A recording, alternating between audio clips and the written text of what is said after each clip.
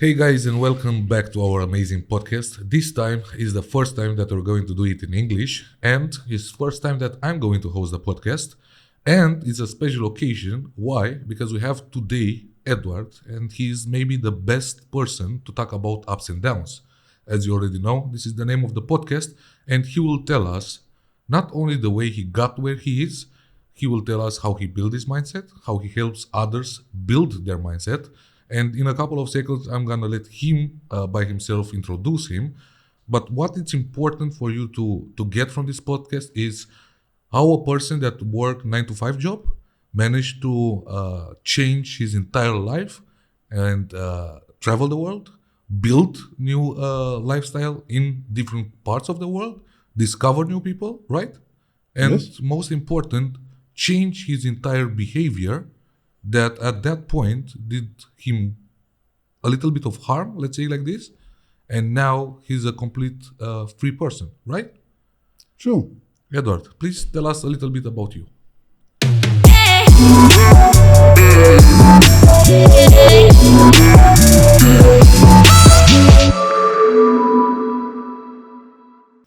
Thanks, Alex, for having me here. Always. It's good to be here. Yes, first time in Romania, so I enjoyed it. It's another scenery. A little introduction. Yes, please. Okay, I'm being born in the Netherlands. I'm still Dutch, 53 years old by now. Born and raised there. Born in an average to poor family. Went to school like everybody else. When I turned 17, went into the army because I was not too good at school.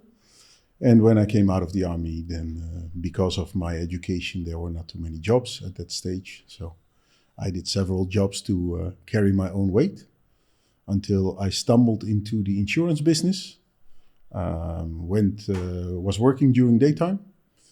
Decided to go back to school in the evenings. So I did that for about 7 years. Got my degrees, my education. And I was, I think, 24.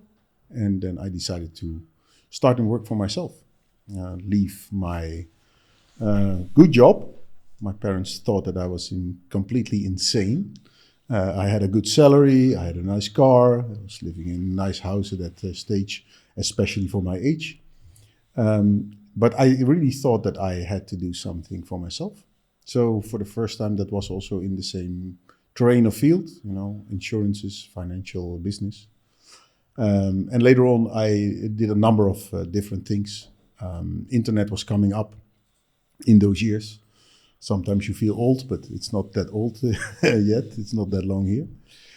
So I did some different things. On the internet, we had some web stores.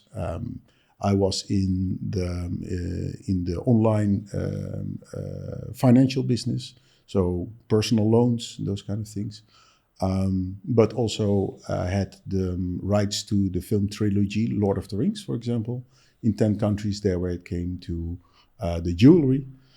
So a huge amount of things that passed by in those years still in the Netherlands. Until that day I stumbled into the diamond business.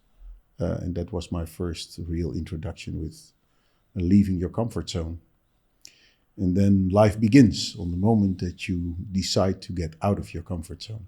So as we talked in Sierra Leone, you had more than one places that you lived this entire time. Could you go us through let's say, a roadmap of your discovering yourself? Yes. Well, the first step was already to stand on your own 2 feet, the moment that, because I'm coming from a traditional family, very loving parents, was taken care of nicely within the possibilities that they had. But I got some very strong values, from home. Look out for other people always. Be willing to share. Be polite. Know what your place is in life. And work hard. And do the things right. Be honest, transparent, those kind of things. Very basic values, which are making your character very strong. So the moment that I left the Netherlands, I wanted to leave the Netherlands. it didn't fit me anymore, so I left for Switzerland. So I lived there for a few years. In the meantime, we had our business in Belgium. And then there was a day when I got a call from Africa, from my partner, where I was running that time the diamond business with. And he said, Edward, there's a tremendous opportunity here in Africa, in Sierra Leone. And on that moment, I decided really to change my life. I started to fly already a little bit, but not too much. But at that stage, I decided to sell everything that I had. I took my money and I left for Africa, and I came into Sierra Leone. Oh. And that was my first experience with Africa, and that completely changed my life. Okay, so basically here at Revolution Media, we're trying to teach people more than only doing a 9-to-5 job. We're trying to teach a mentality, and this is why I think you're the best person for this podcast. I think the name Ups and Downs describe maybe your life, and because we're trying to teach mindset as well. This is why I have you here today. I'm delighted to have you here today, because from what we talked and discussed over the time that we meet each other, maybe you're one of the few people that actually understand what ups and downs means, and the strengths and the values that you get when you're down. So let's start from the beginning, because you said something that really caught my eye right now. It's basic values. Can you tell me what basic values means for you?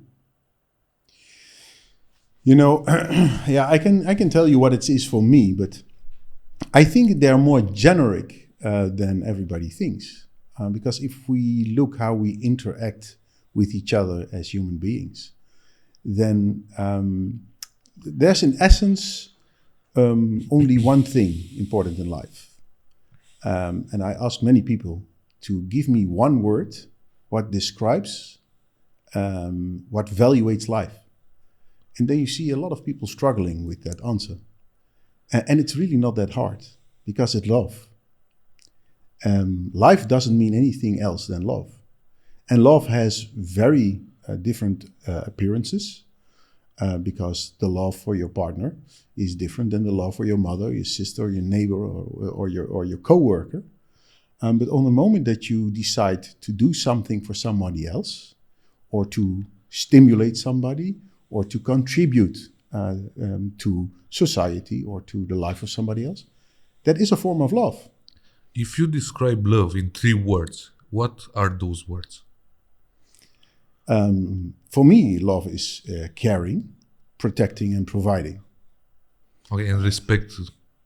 Does respect has a place there? Well, respect for me, love is already respect. You know, so it's a word that gives. You know, some people also say family, my child, or whatever it is. But that's all love.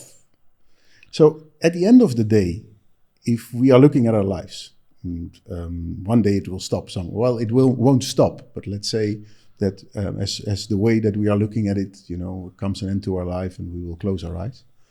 At that moment, we can't take anything with us, basically. So what we're all doing our whole life, and we're working very hard. A lot of people are very materialistic. They are dreaming about a big house and a car, and the neighbor has a bigger car, so I need a bigger car, and all that kind of nonsense, you know. I lost that in Africa when I came there. And honestly, I had the same. You know, I was coming from, I told you, an average to poor family, and then you're getting a little bit successful, and then you want to prove, especially everybody around you, how successful you are. And how do you do that? By buying a big car, or 2, and or 3, yeah. Appearances, basically. And a wealthy and an expensive watch and a big house. So basically, on the moment that you get some money, you're going to buy all kind of crap that you don't need. But that's something that you learn later in life. Some people never learn, but I found out that that doesn't mean anything. And again, when we close our eyes one day, then there's nothing that we can take. Only 2 things. And that's the love in your heart and the legacy that you leave. And that's what my life is about. It's about love and legacy.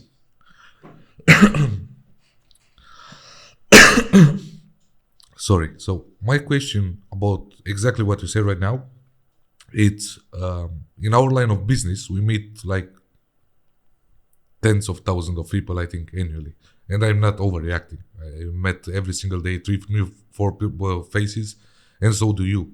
Don't worry. So the mindset of the people around us is changing on a daily basis. What I mean is the core values that my father had or my grandfather had, opening the door for a woman, talking politely and stuff like this, depended on respect, or basically they were directly related with respect. Our days, although many people preach about love, most of them don't know what love is, but they preach about love, there's a big lack of respect. Yes. My question for you is, how do you think we can teach others around us that those old values about respect, and when I mean respect, it's the same way you talk about love, because it's the respect, it's in different ways, like respect for your environment, respect for your elders, respect for your loved ones, respect for your partners and stuff like this. Core values or core value that, for me, what I noticed in the last couple of years, it just doesn't exist anymore. People forget what respect actually means. They think respect is replying to your email or telling you please, but respect, it's a lot deeper than that. How do you think we can teach others this kind of respect, the old kind of respect that we were taught?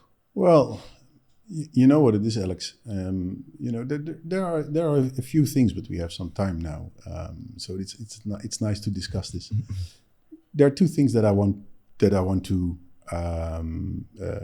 discuss, and that's one of them is going outside of your comfort zone, because I think that's something that a lot of people don't do for various reasons, and that's going to grow you tremendously as a person. What you're talking about respect, I think the answer is already in itself in the question. It's about education. My parents taught me in a very profound way how to sustain myself, how I should act towards my environment, and also how that would benefit me, myself as a person, on the moment that I would act towards that environment. And being kind has nothing to do with not being respected. That's one of the things that I always say to people around me. Never take my kindness for weakness. I try to be kind, but I'm not weak. So, respect is something that should be taught. Of course, when you have parents who are respectful towards you, teach you respect, how to address people around you, how to value life, but also teach you how to see people who are not in a fortunate position the way that you are, not to look down on people. All those kind of things, it makes you sound old, those traditional values, which sometimes seem to be completely faded out in these years. That's crazy. But also young people are still there who understand this. As you said a little bit earlier, you had your parents, and I did mine, that taught me what respect really means. But most of the people our days don't have those parents to teach them. And I don't say they're, abandoned kids or something.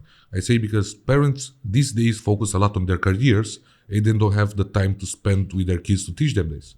And why I asked you this is because when we were in Sierra Leone, I know you have a group of people around you. And one thing that I noticed on all of those, that is was Sasko or Abdul or Abdullah, they had a lot of respect for you. So you're not their mother or their father, but you taught them in one way or another what respect is. Now the question is, what would you say to, let's say, a newly born leader, somebody that wants to become a leader, not a boss? How do you think your behavior, or what special parts of your behavior do you think influence them to understand what respect is? Because I think if we can transmit this message out there, people like younger than me, let's say like Codruț or stuff like this, people like this, could understand maybe what respect truly means if they understand the way you behave towards your man and they understood what respect is. You know what I mean? Yes. No, I get your question very well. And I also, I'm happy that you saw it in the environment where I usually am. Yeah. And, the environment where I am, usually, that's a tough environment. It's not necessarily always hostile, but it's always tough, wherever I am. And also in these environments, you see a lot of what we would deem lack of respect. That's because it has not been taught to them either, especially in Africa. You don't see the moral values usually that we got in the past, also in Europe. Just by shaking a hand, for example, or looking somebody straight in the eye. You don't see that in those environments. They have not been taught that either. But you have seen how the people treat me there. And you also see how I move between my people. And then you see that there is a fine balance. I don't force anyone to anything. I don't act like a dictator or like a real boss, or I'm also not making people do things in a certain way. They do it because what you just said, out of respect for me, and that's a fine line that you have to walk. But I think that the most important thing is in being successful in that is that you lead by example. If you show people how to give respect, then you will get it back either. And the big difference then there is, and that's something that you need to feel one way or another, is that it means that you're kind, that you're not weak. So that you're also still show them, this is who I am, this is what we're going to do, this is how that we're going to do it. I respect for who you are, where you come from. I have no judgment about you, about your color, about your religion, about what you have done in your past, and let me build you. And that's also a very strong signal that I give to people around me, that I want to build them up. I'm always looking around for people who are better than me, or stronger than me. Because on the moment that I can find those people, they are making me stronger. So I don't want to necessarily be on top or anything. I want to have strong people around me. Do you think that a person that has no school education or cultural education can be taught how to, grow, maybe become a leader in one day? I don't think that everybody can be a leader. There needs to be something in yourself that drives you up to where you want to be. But that's also you. And that's also what I teach my people. I said, listen, the only one who is in between you and your future, that's you.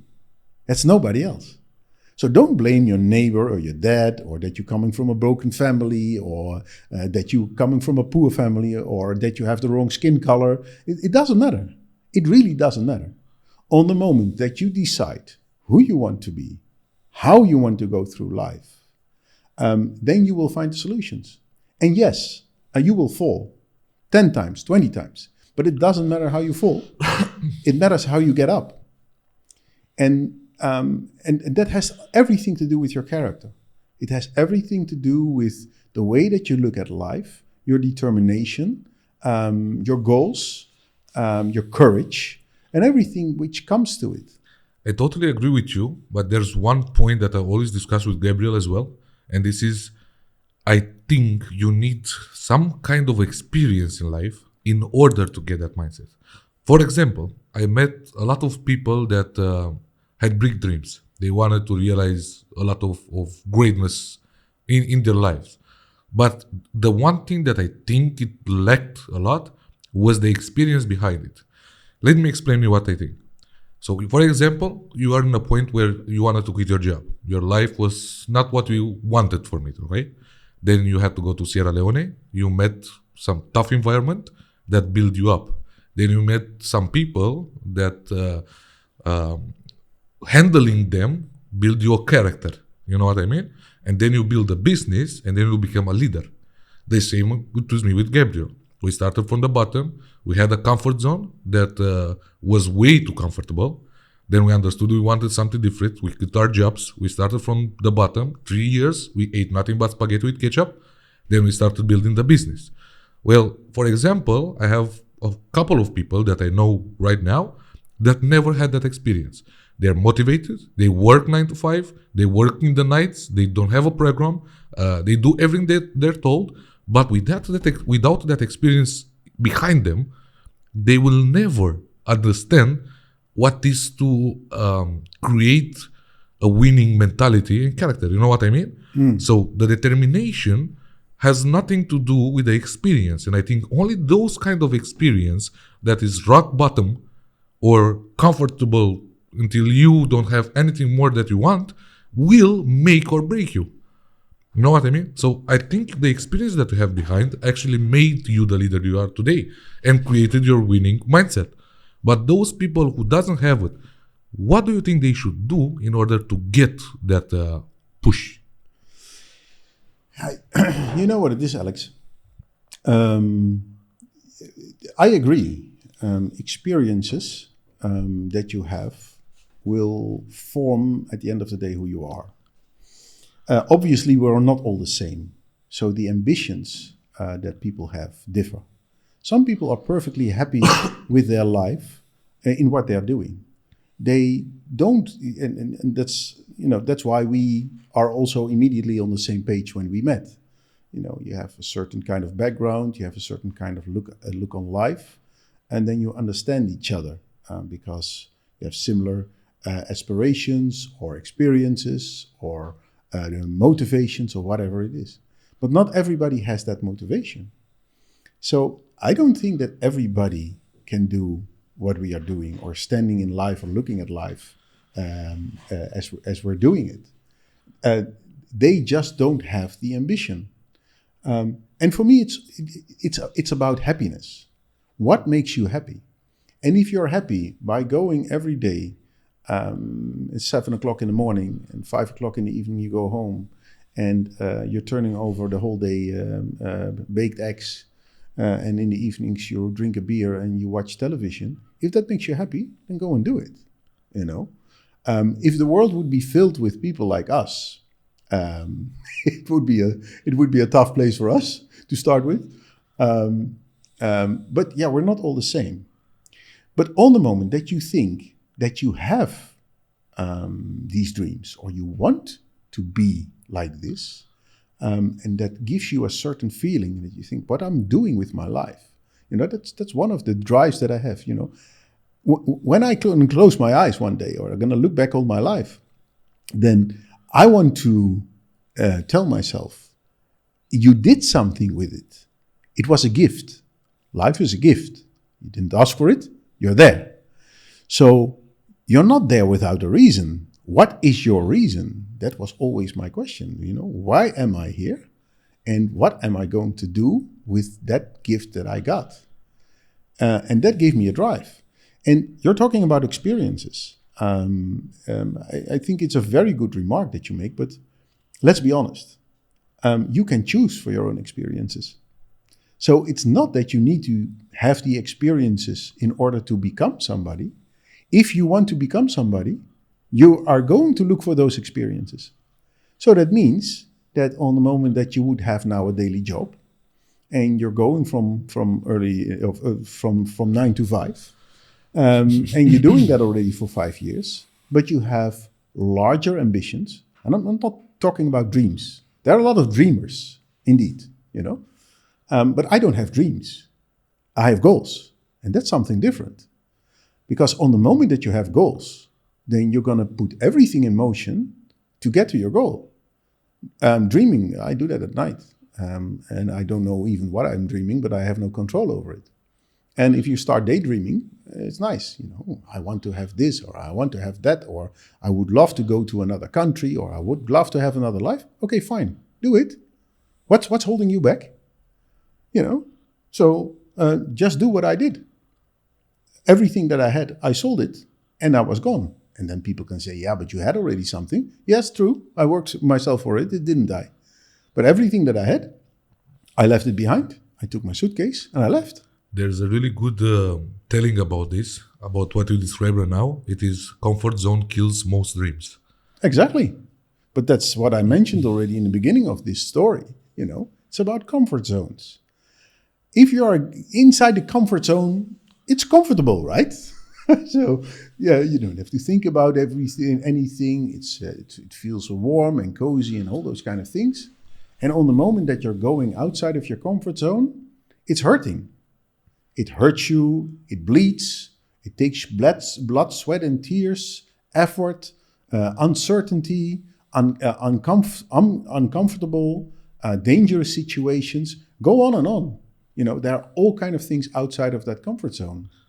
And they're going to make you stronger or they're going to kill you.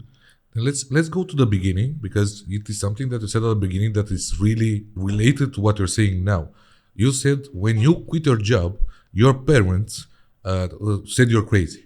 Yes. So I think this would be the first sign that you left your comfort zone. Yes. And I think 99 of the people that are watching us now, I think they had or they will have the same situation. How did you handle that situation particularly? Because I had it as well, and I'll tell you my story, but I want to hear your story first. Yeah. Yeah, well, you're doing something on a daily basis. And then at one point, I started to ask myself, but okay, am I going to do this for the rest of my life? And is somebody else going to dictate every day what I'm doing? And that was with, you know, there's only one thing that I wanted all my life, Alex, and I have a very strong drive for that. And that's freedom. I want nothing else.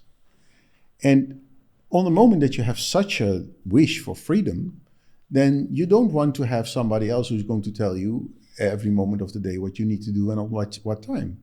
Then you want to start determining that for yourself.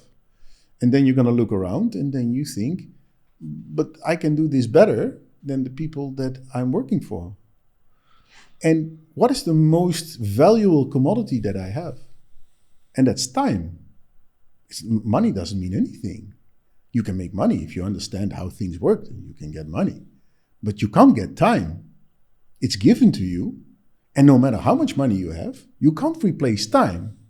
So I'm also very cautious with my time. I only spend it to people and situations that are valuable of my time.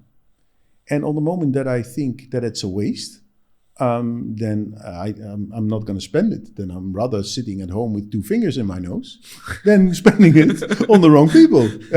So, you know, because then I at least can sit comfortably with 2 fingers in my nose.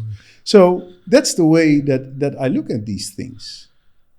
So for me, it was a little bit different, the experience, because at one point when I decided to quit everything that I was doing, the 2 people that helped me the most in my life turned against me. They put me on a table and said, you're crazy, you have to keep your job because you're earning a lot of money. And that was the first point in my life when I truly understand that everything is up to me. Yes. They sustained me through hell and worse, believe me. They did everything for me.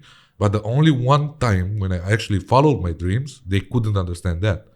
And that was the point when I said, fuck it, I know I'm on the right track, because if they don't understand what I'm doing, that means I'm going outside my box. So what I was teaching in school, what I was teaching in high school, everything that my friends said, you're not going to make it and stuff like this, it was the first time when I understood that is the past and it's not my road. So I did it on purpose. After I think 2 weeks, I sat them down and I gave them 2 options. Either never to hear from me again, or they will sustain me and back me up as they always did, because I'm their fucking kid. And they have to do it, because if they took me out of how's it called, of shit when I was a little boy, they have to back me up now. And that was the make it or break it point in let's say, my relationship with my family. And maybe my answer for those who are watching us, if they have the same situation, is think about what matters for you the most. Either the opinion of other people, it doesn't matter if it's your family, that doesn't mean their dreams are your dreams. So does the opinion of other people matter for you the most, or what you want to achieve in life? because it may be that you are different from your entire pack. Yes. And then you have to make a decision either to go outside your comfort zone or stay there. But what I hate the most, and I will say it, it's stop fucking complaining. If you accept that you're in a box, then shut up. Don't talk about it. You know, because I think this is one of the most strange situations for me when I'm on the road, that it's in a metro or bus or stuff like this. I always hear people complain. Then change something. Don't complain. Complaining doesn't help anything. You know, it doesn't make it better. And you know what it is. There are nice few quotes about these subjects. You know, if you want to run with the wolves, then you have to learn how to howl. But if you want to soar to great heights, then you have to find the eagles to fly high. It's a choice. Where do you want to be? With who do you want to belong?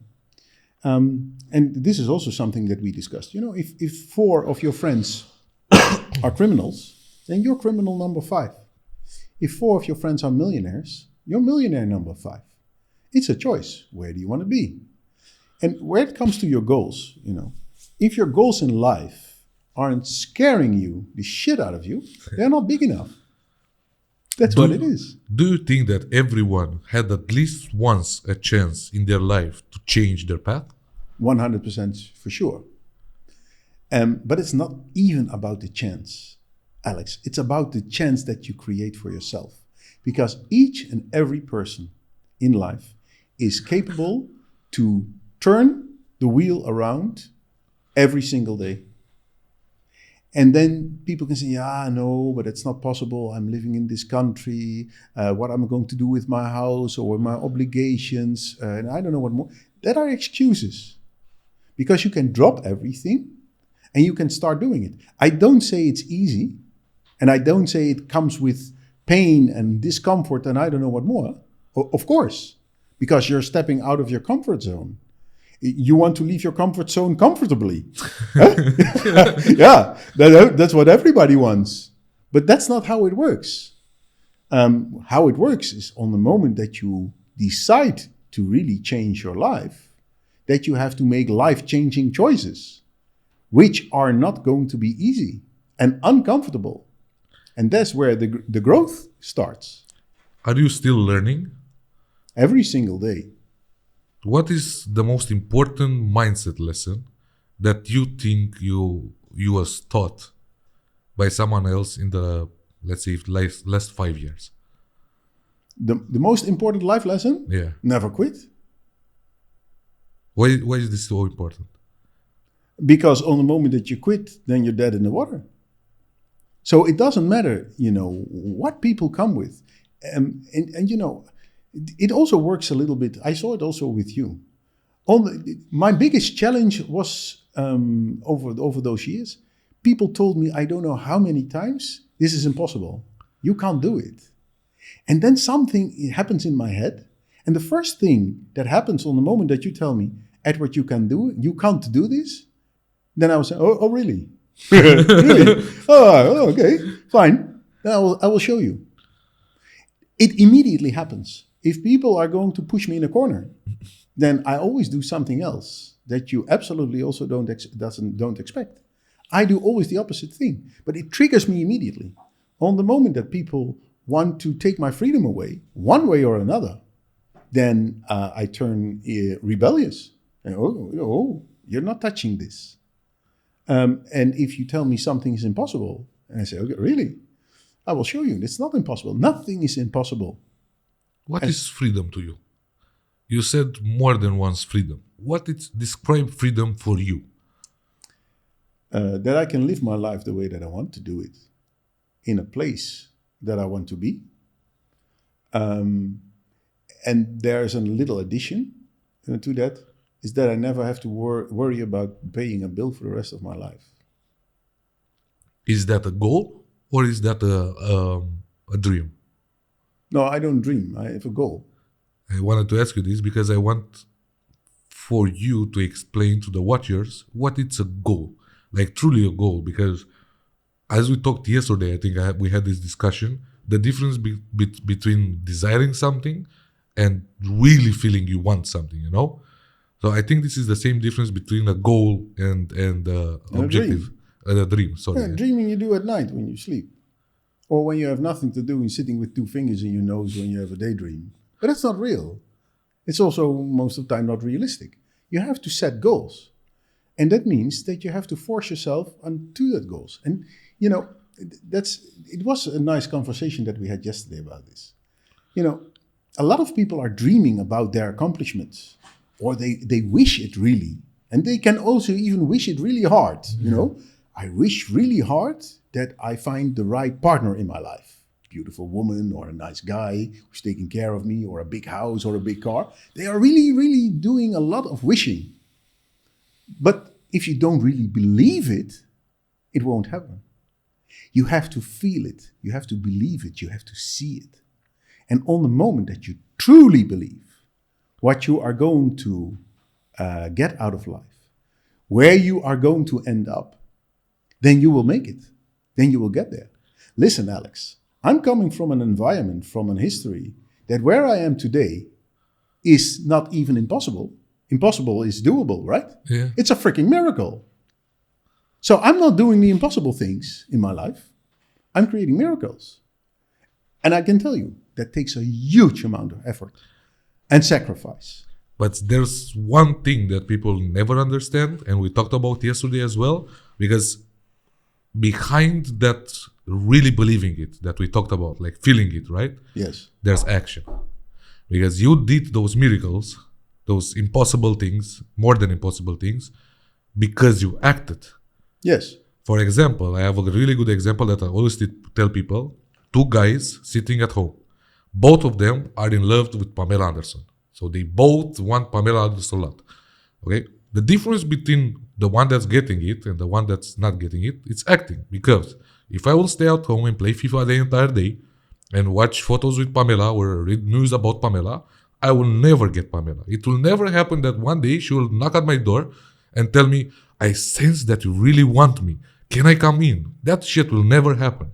But the other guy, always dressed nice, goes to her circle of friends, the same bars, pubs, starts discussing with her friends, gets inside, you know, he will have a lot more possibilities of actually having Pamela. The difference is, maybe the one that is playing FIFA desires Pamela even more than the other one that is going and doing something. But the difference is acting, because this is what I want to say. Maybe your business idea or my business idea, okay, already was invented a million times. A million people had this idea. The difference is you moved your fucking ass and you did it possible. You make it possible. I did the same. When everybody else was in the club and discotheque and partying, I was staying at home, how is it called? Making a plan, making a way so I can duplicate the system. And the second day at 7 o'clock, when they were busy sleeping because they were fucked up from one night before, I was already on the telephone trying to find customers, you know? So behind all the believing, the feeling it, it's action. And I think this is the only one on the most important thing in life that people do not understand. That only writing it down, wanting it, having an idea will not be enough to make it happen. Yeah, I agree with you. You know, a lot of people confuse reacting with acting. And there's a tremendous difference. Most of people in their lives, you see them reacting. Something happens, and then they adjust based upon the occasion that happened. And then they're going to change something, or they are forced to change something because the situation indicated that. But acting is something different. That means that you don't respond to the situation around you, but that you are going to change the situation to start with. And you know what a nice thing is, and you hear it me saying more often, you know, we are no talkers. We are not having all kind of dreams and thinking about things and I don't know what more. We are to make it happen, motherfuckers. That's what we do. You know, we don't talk about this or dream about it or think about it for 5 years and then say, I wish that I ever did it. We just do it. And of course, you will encounter I don't know how many issues. There are also people who are starting to think about ideas and all the things that can go wrong and what they then should do in a case that something goes wrong. That's utterly pointless. You just begin, and then you have a road in front of you, and all the bears that you find on that way, you're just going to kill them along the way, and then you will see. So solve your problems when you go along the way, but set your goal, start on it, be fearless, be a warrior, make for sure that you have courage, and go and do where you want to go to. Do you think you can change people around you by telling them what to do or by showing them what to do? Well, like I told you, leading by example. So it's not only telling, it's showing them. Even in a community of people like Sierra Leone, where most of the cultural education is missing? Well, if you look at education there, education is missing. They definitely have a cultural education, and it's not working for them. It's even working against them. Yeah. And I tell them also many times. But you have seen what I have done in Sierra Leone and how the people there are. And you see that I changed everything. You can ask them yourselves without me being there. Ask what kind of impact I had on We already have the videos. Yeah. On each and every one of their lives. And they will confirm to you what kind of tremendous impact that had. And it's not that I'm sitting down like this with everybody to talk to them, try to change their mind and explaining them life and all those kind of things. I don't have, unfortunately, not the time for it. So what do? I show them what I do and they see the results. And then they're just going to imitate it. A good happening happened a couple of days ago. You sent me an Instagram video, I think 3-4 hours later on WhatsApp, right? 3-4 hours later, Lionel sent me the same video on Instagram. And that video said, you don't need 20 motherfuckers to take over a country. 3 motherfuckers are enough. Now, the last question I have for you today is, do you think you can take over the world by yourself, or do you need 3 motherfuckers? No, you can never do it alone. You need an army of lions. I'm not interested in 50,000 sheep. Give me 10 lions and we will do it. That was the last question, Edward. I'm really grateful that you are here with us today. I think those who will watch this podcast will understand the difference between people who want to do it and people who does it. Okay. For me, it was important to have a podcast here with you because I got to know you in the last days better than I got to know you in the last months. And for me, you are a type of guy that leads by example. This kind of person you find really they're not there, not in Romania. In Romania, everybody is a boss. Nobody is a leader. And if they say there's a leader, they don't lead by example, they lead by words. And that's why it's really important for me in this podcast, those who are following us, to understand that in this broken system, because not only on a national level, on international level, there are people that wants to make a difference and they will make a difference. Because if we duplicate this to another 2 people, then we're 4. And if those 4 duplicated to another people, then we're 8. And maybe in 1 or 2 generations, wars will not be happening. People will not be working 9 to 5. And we could change the entire mentality at a worldwide level only by leading by example. I totally agree. Edward for president. Buddy, thank you for your time today. Much appreciated that I could be here today also, man. Guys, I think you got the message that Edward is trying to deliver. And not only Edward, because we built here a community of lions. We'll see each other soon. Until then, I hope you use the information that we get here, because reading a book and acting on what the book tells you, it's a big, big difference. Go ahead, make a difference. Start with your surrounding and then just duplicate it. And if you do this, maybe one day we'll make a podcast with you. True. Have a nice day.